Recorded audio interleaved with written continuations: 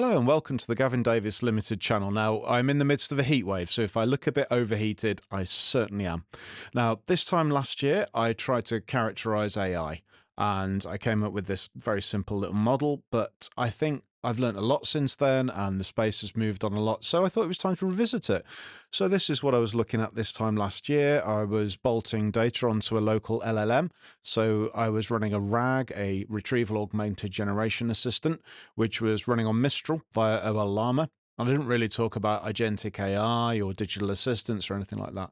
So the new model I've got in my head is something more like this, which is almost like a capability ladder. So at the bottom there's the chat, and at the top is kind of your digital worker kind of thing.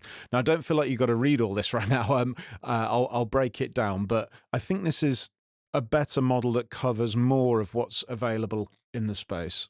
The first layer in this is chat. This is like your ground floor table stakes. And there's ChatGPT, it's Claude, it's Gemini, Copilot. And the drawback of this is you do everything manually, right? It's super flexible. It can talk to you about anything in the world, but it's unconstrained, except for the constraints that, OpenAI or whoever put upon it. If you have common prompts or instructions that you want to do over and over again, you have to type them, speak them, paste them every time. So going one level up the capability ladder is the prompt template. Now, the capability ladder isn't a very strict metaphor. There are, all abstractions are leaky, but just bear with me on this. So the concrete term that I would use from this is a prompt template. It is saving a prompt. What you're doing when you're saving a prompt is you're giving it a bit of information every time that you use it. So you get a consistent tone, structure, and process, which is more predictable than chat. So let's work through a little example. This is one from my ChatGPT. I commonly generate blog posts from this, and I do that by generating it from the YouTube transcript. I can literally copy and paste the YouTube transcript. And I've got a little prompt in my project which tells it how to do it, how to format it in Markdown, because my blog's got a little Markdown to HTML generator on it. That's how it works. And then I can I can have a new chat in there, and I paste in my text, and it outputs the Markdown, and then I've got that in my project on ChatGPT, and there we go. I generate automatically my blog post, so I only have to produce it once and it auto generates it. Now, like, I kind of hate this because I'd much rather write it myself, but look, I've got very limited time, like we all have, and is it really the best use of my time? I'd rather be researching new things. I can write. I would prefer to do it myself, but there we are. Now, let's not get hung up on that being ChatGPT.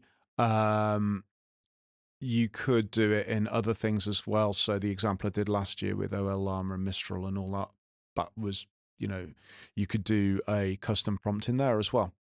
So not so much a drawback, but a limitation of these prompts. They haven't got any custom knowledge except for what you've typed in the prompt. So that's probably not going to be a massive amount of information, because you don't want your prompt to contain, a whole dictionary or anything. So the model still doesn't know anything about your business or your domain or whatever, unless you provide the context each time.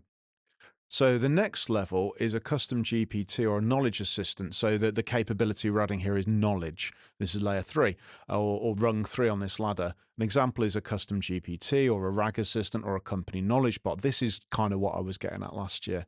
And this is useful for systems that need bespoke knowledge. This does go beyond what we've outlined previously by, let's add a new project in ChatGPT. So I've got this GDL query to query my website. And the idea is to query gavindavislimited.com with the information that's on it. And I've provided it a custom prompt like we had before, but this is a bit more specific to the blog. So I've gone in there and I've added a bunch of files, which is the HTML files from the blog that it outputs, and the index HTML, which is like, my resume, if you like. And then I can ask it questions like, has Gavin done any research into LLMs? And it will tell me all about it. What fighting style does Gavin use? Muay Thai and boxing. So yeah, it's read it. I also wrestle and jiu-jitsu and a bit of Kali and JKD and whatever else. But I just love training. So this is an example of what I did last year. So again, let's not get hung up on ChatGPT. I scraped the website, tokenized it, and I put it in a local vector database running on something which I think you would pronounce as FAISS, F-A-I-S-S. And then I used Mistral AI, and I had a little Python custom front end, and that looked like this, so I could run it on my command line. So I'm trying to get the principles across rather than being too specific to the OpenAI ChatGPT suite, which is just, my kind of daily drive. I do use other stuff as well. So the downside of this, well, it's not really a downside. It's just the use case. Really, is it relies on the user to query it. So if you wanted to go up the ladder, we're getting into automation, so it's a bit more hands-off, a bit more like a regular task. So the level 3 GPT might know your entire wiki, but someone still has to ask, oh, what's changed in our documentation? Whereas this kind of rung 4 system can proactively generate that. Here's the weekly summary of documentation changes. Now, this level 4 automation doesn't really need to build on levels 2 and 3, although it can. It's anything you're automating. So again, all abstractions are a bit leaky, but what we produce here might be something like this. So I've got an Asana project, and every week I want a summary of the tickets that are completed and pump it to Slack. So Asana AI tooling has all kinds of hooks for all kinds of systems. So this is relatively straightforward. I put this together in about 3 minutes. And, this is a scheduled task that runs every week. So it's automated. But the limitation here is it can't make any decisions, right? So you have to specify the workflow. It's not smart really in any way. It's just like, okay, here's the stuff, what happened. So an agent is an example of integrating. So the concrete term I would use here is an agent, an AI agent, a research agent, a sales agent, which is something, it's an LLM that can reason, use tools, and take action towards a goal. So this is moving further and further away from me banging on my keyboard, right? So this is adding access to systems and data and processes. Now, it's not necessarily a long-running thing. It's not necessarily an agent like I would think of it, like almost like a daemon in Unix or anything like that, or a service in Windows. It's not necessarily persistent. It might be something that's invoked on timer, but it's still an agent. I know different people have different definitions, but this is how I'm characterizing it. So this example we had at rung 4, at rung 5, instead of saying what's changed, we're saying what's important. So it needs to be able to understand the domain, which is why having a custom prompt and custom data might help it to understand which tickets are important, or it might look at the priority field, or the more access to the business domain it has, the more it can tell you what's actually important or not. So at level 5, you're giving it a goal and it's deciding what process to follow rather than you telling it what to do. It's almost more like going away from imperative to declarative programming, where you're saying, I want this outcome, work it out. You haven't necessarily told it each individual step to take. But the limitation here is that there's no ongoing responsibility. It's not necessarily always running or whatever. Limitation's a weird way of framing it, but I couldn't think of a better one.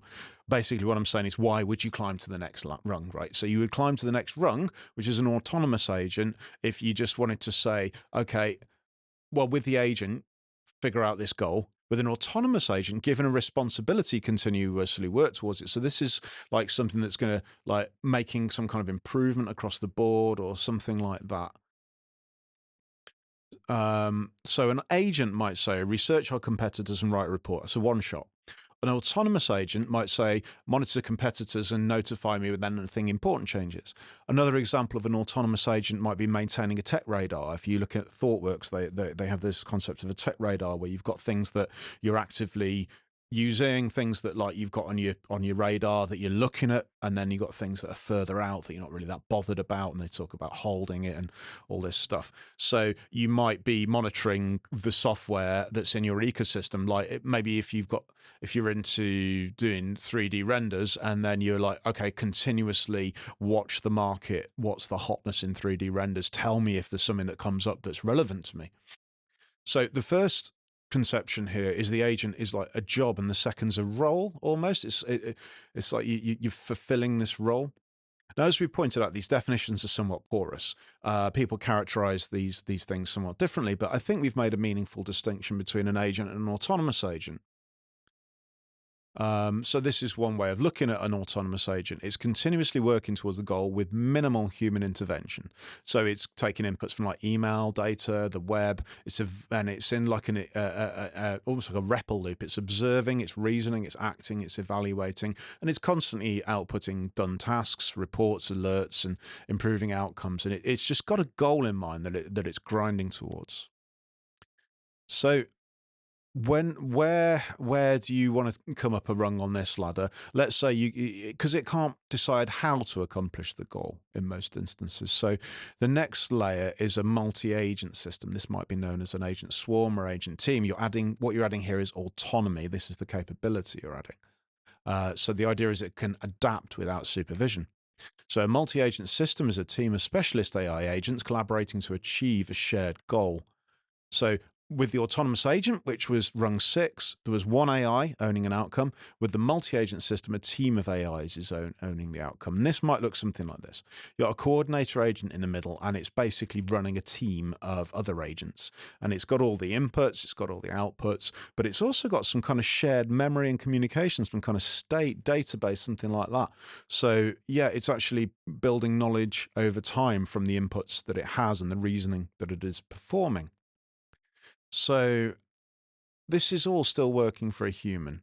And why would you climb up to the final level, which is execution, adding the capability of execution? So it's delivering real world outcomes and driving business results. And this is what we mean by a digital worker, like a fully AI software engineer or an analyst. This is like having a digital member of staff, and it owns a business function, a AI customer service representative, for example. So humans no longer manage individual tasks, but they manage the AI worker. So the multi-agent system was completing goals, but the worker is owning responsibilities. This is like a virtual member of staff. So this looks something like it's still got maybe the AI team or everything like that, but it would have a human managing it rather than very explicitly directing it. So it's kind of off doing its own thing. I suppose the limitation of the digital worker is probably dooming the labour market forever on a long enough trajectory, but there's not a lot I can do about that. This stuff is kind of here. As much as in many ways I almost wish it wasn't, but yeah. So having these things means you can go, okay, this is a system that has a responsibility for this business function. I mean, we all hate talking to AI chatbots, but they're not going anywhere, are they? So what about agentic coding? Because that's one that's kind of a bit on the side, but something like Codex or Claude Code or Open Hands or Anti-Gravity, it's not really a level of its own. It's an application of levels, I guess, 5 through 8, really. I use Codex quite heavily, and I also use Anti-Gravity as a backup for when I run out of credits. It's almost like card tarting with credit cards. Run out credits with one and run the other into the ground. And that's what I'm doing my own coding in my own time with those systems. And I'm massively more productive than I could be writing by hand. One of my kids designed a bullet hell shooter based on our sadly departed hamster, and it shaped up remarkably quickly. So there are those kind of systems where you just describe to the agent, and then the AI goes off and does the thing. All of these abstractions elite, right? So this model that I've kind of come up with, yes, in collaboration with my intern, being the AI with custom prompts and what have you.